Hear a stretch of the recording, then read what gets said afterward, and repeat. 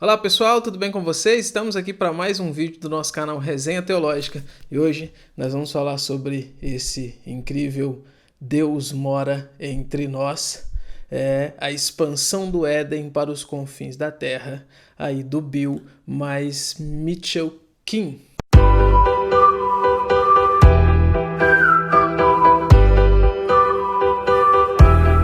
A gente está cansado de ler. Nem sei se eu posso dizer cansado de ler, né? Mas a gente está acostumado a ler sobre Éden na Bíblia Sagrada, livro de Gênesis. Só que eu garanto para você que dificilmente você leu sobre o Éden, sobre a perspectiva que os autores vão trabalhar aqui nesse livro.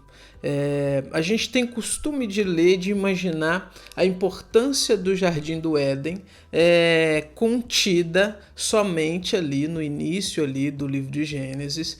E ali então, após a queda, capítulo 3, a gente tende a não pensar mais em Éden. Só que a intenção desses dois autores com esse livro lançado aí por Edições Loyola é exatamente mostrar pra gente que o tema do Éden, a ideia do Éden, a ideia daquilo que o Éden representa e daquilo que Adão representava ali no Éden, isso perpassa Gênesis, perpassa todo o Antigo Testamento, assim como o Novo Testamento, assim como os nossos dias, e vai finalizar, vai ter a sua consumação no Apocalipse, lá no Novo Céu e Nova Terra. E a gente vai ver hoje um pouquinho o que eles dizem sobre isso aqui. Bem aqui no prefácio do livro, eles já começam dizendo o seguinte, ó: ao escrever este livro, vemos mais claramente do que nunca que os temas do Éden, do templo, da presença gloriosa de Deus, da nova criação e da missão da igreja são,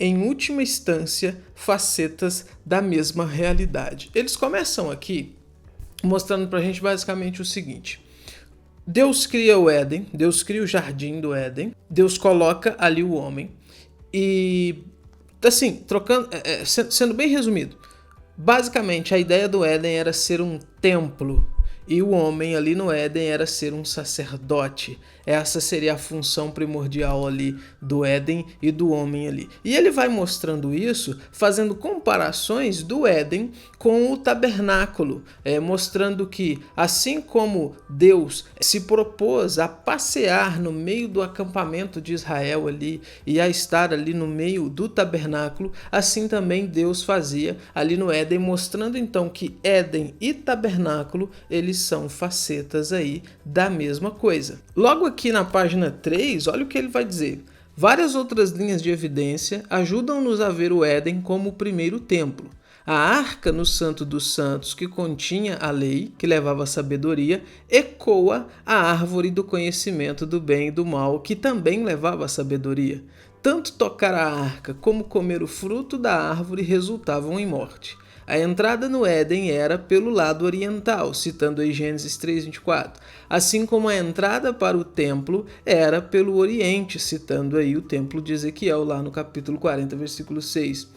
Tanto o Éden como o templo são caracterizados pela presença santa de Deus que traz sabedoria. Então ele já começa mostrando isso. O Éden é o templo, o homem ali um sacerdote. Isso vai fazendo eco com o tabernáculo que vai ser construído no deserto. E aí ele vai passar a mostrar essa semelhança com o Sinai, mostrando que assim como no tabernáculo você tinha lugar santíssimo, lugar santo, e ali o átrio onde as pessoas ficavam, naquele momento onde Deus chama Moisés para dar a Moisés ali a lei e tal, você tem basicamente a mesma imagem disso, porque você tem Moisés com Deus lá no alto do monte, representando como se ele estivesse no Santo do Santo, os 70 sacerdotes ali, anciãos, representando como se fosse o lugar santo, e as pessoas lá embaixo na planície, representando como se estivessem no átrio, no lado externo ali do pátio, mostrando então que você tem isso no Éden, você tem isso no tabernáculo, você tem isso no Sinai, você vai ter isso no templo e isso vai passando durante a história aí do povo de Deus. É muito legal a visão que ele traz aqui. Aqui na página 13, que começa o capítulo 2, ele vai começar a falar sobre a expansão do Éden. E ele vai mostrar então que O homem, ele tinha o papel de ser aquele que iria espalhar essa imagem de Deus, aquilo que o homem representava para as outras pessoas. Então, olha o que ele vai dizer, olha, o Éden é um lugar de presença de Deus e o lugar de presença de Deus é um local de culto. A expansão do Éden, portanto, é uma expansão do culto. O culto alimenta a missão do Éden.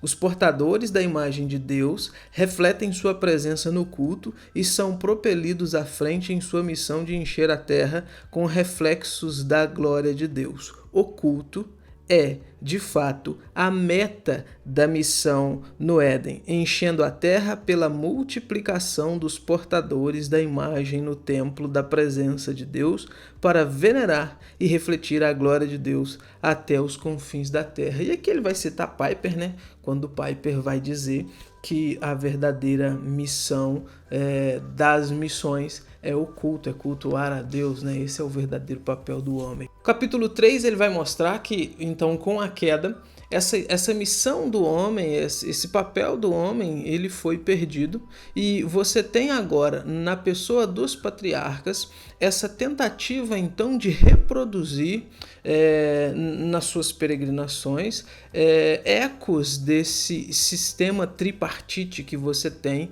como você tem no templo, você tem no santuário. E ele vai mostrar que as tentativas dos patriarcas de fazer isso, elas se dão então na medida em que quando Deus vai se dirigindo a eles, quando Deus vai se apresentando a eles, eles vão então construindo monumentos que a gente tem ali, altares, né, que vão representando ali a presença de Deus, que vão representando lugares de culto. Ou seja, eles estão então em suas peregrinações espalhando locais de culto aí a Deus. No capítulo 5 ele vai mostrar pra gente que na pessoa dos patriarcas, Deus então escolhe uma nação. Aquilo que era para Adão como representante de Deus ser, aquele que espalharia o culto, e Adão falha, Deus, por meio dos patriarcas, Deus escolhe uma nação para fazer isso, que seria a nação de Israel, que seria detentora, então, dessa questão de culto, de conhecimento da lei de Deus, e seria detentora da missão, ou seja, levar outras nações também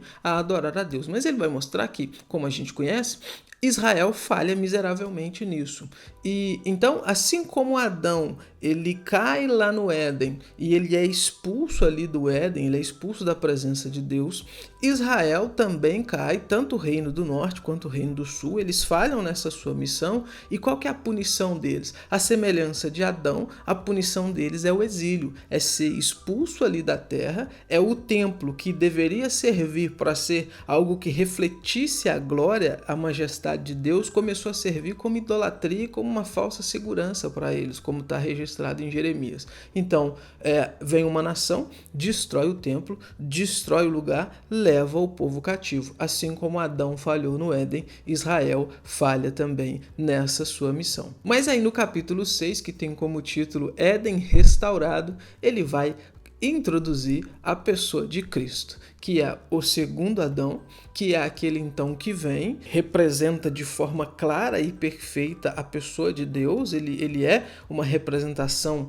direta de Deus, ele é a representação direta desse culto, dessa veneração a Deus. E onde Adão falhou, onde Israel falhou, Jesus não falha. Jesus estabelece ali, Jesus aparece com o seu corpo, o seu ser sendo o templo, representando então essa presença de Deus, e ao mesmo tempo sendo aquele que está então atraindo as pessoas a si, para que mais pessoas viessem a cultuar a Deus, mais pessoas viessem então a representar aquilo que se originou lá no Éden e que de novo Adão falha, depois Israel falha, mas Jesus vem e cumpre perfeitamente. E aí, com a morte e ressurreição de Jesus, essa missão ela é passada para a igreja. A igreja agora, ela é então a detentora dessa presença de Deus, vamos dizer assim, e a detentora de expandir para o mundo a glória de Deus, expandir para o mundo, para diversos povos, nações, línguas,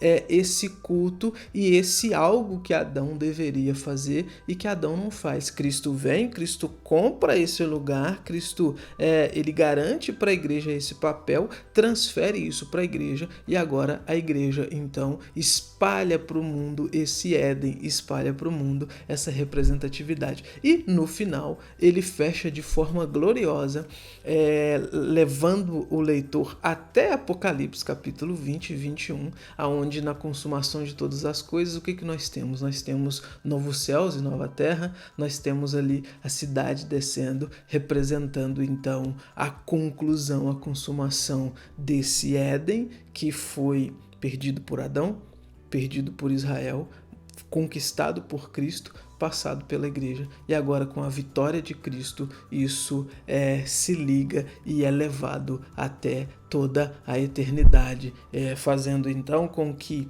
o espaço entre o Éden e novos céus e nova terra seja somente um espaço intermediário, onde as coisas estão sendo trabalhadas para culminar então nesse desfecho que na realidade era a intenção original. Gente, é fantástico. Assim, eu tentei externar para vocês um pouco do que o livro trata, mas assim, o ideal é que você então adquira o livro, leia e assim, isso aqui é um resumo, tá? A gente está falando aqui de 153 páginas. Isso daqui é um resumo de uma obra maior do Bill, que até onde eu sei está para ser lançada essa obra mais completa esse ano, aí por edições Vida Nova. Então esse é o nosso livro de hoje, essa é a nossa recomendação de hoje. Você vai ficar fascinado com a perspectiva que esses autores trazem. O Bill é bem conhecido, né? Tem aí comentário do uso do Antigo Testamento do Novo, tem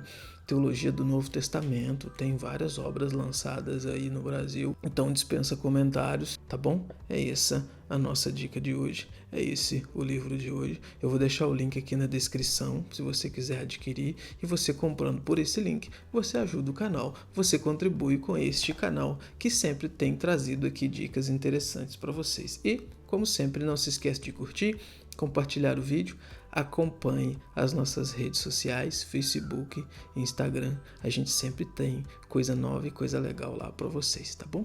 Tchau, até os próximos vídeos deste canal.